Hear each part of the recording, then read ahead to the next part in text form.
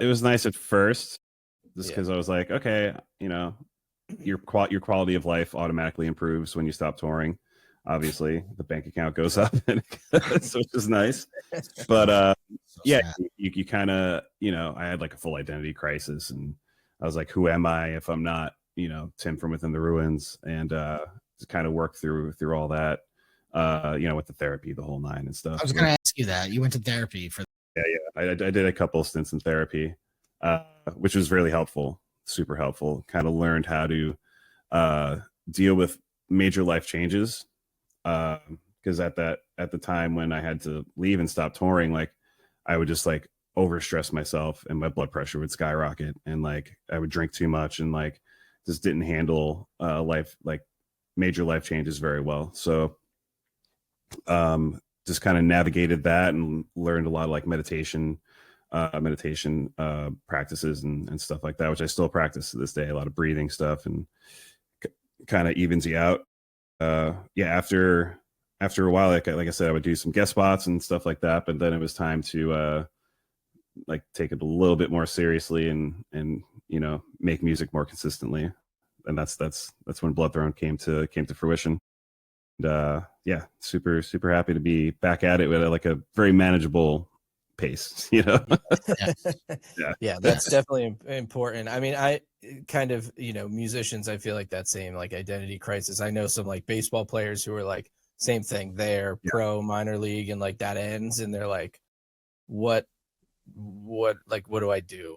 Yeah, because I never had a plan B, so it was just kind of like going through the motions for a little bit, and then luckily I found tattoo removal, and I've been doing that for like 6.5 years now, and I love doing that. That's it's been a godsend. But yeah, before that I was kind of like, all right, because I was driving Uber for a while, which was great in between tours and stuff to make like some decent money. But I was kind of like, well, I'm not going to be an Uber driver for the rest of my life. It's time to figure something else out here. But yeah, I'm on the other side of it now, and it's life is good. Life is good. That's great to hear. Yeah, it's a hard transition. I mean, even for I was not nearly at you guys' level, but I did leave the band. I started a family, kind of stepped away completely for probably about the same 5 years, and then me and Andy kind of linked up and started doing managing and kind of getting back into the scene, and just like starting over a little bit, getting into the scene and like the recent bands and what's what and what what's cool now, and like what like you come back as like an old man dad, and then we sort of transitioned into this, which has been awesome, and it kind of this is awesome. I love the name too. Thanks. That's super sick. It's been a lot of fun, and it's nice. It just fills the void, like it's enough. It's enough to hold it over and be exactly able to be home because and it's keep my whatever. life. What I've realized, it's like when you're a musician and you do it for as long as anyone has, and you've done it at the touring capacity, it's kind of like in your blood, It's kind of you can't shake it or deny it. It's always going to be there. So it's important to scratch that itch as often as possible, for sure. As the older we get, it's good to definitely still do it, but at a healthy pace. I've played other genres and stuff like that, but there's nothing that fills that void than like just heavy music and seeing people go fucking ape shit. Yeah, there's nothing else like it. Nothing else like it. Yeah, absolutely not. Being away from it for so long and then doing it again, it's just like, this is why I've been doing this since I was fucking 16 years old, and haven't been able to stop. So you actually played guitar first. Yeah.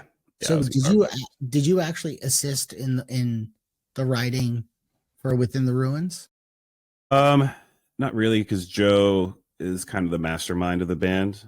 He kind of writes everything, programs all the drums for demos and stuff, and then the drummer comes in. They kind of input stuff, like where he would do stuff, and I would kind of like have ideas as far as like parts and like how like they should maybe like transition or extend a little bit, or maybe like throw like like a super heavy part here, or just kind of like I wouldn't like contribute any riffs because he's at a whole other level than I am at. So I can hold a decent riff, you know, but I'm not a shredder by any means. So I just kind of leave that to him. I just kind of, you know, poke my nose in every now and then when I thought just for like this, like the sake of the song and stuff, just kind of like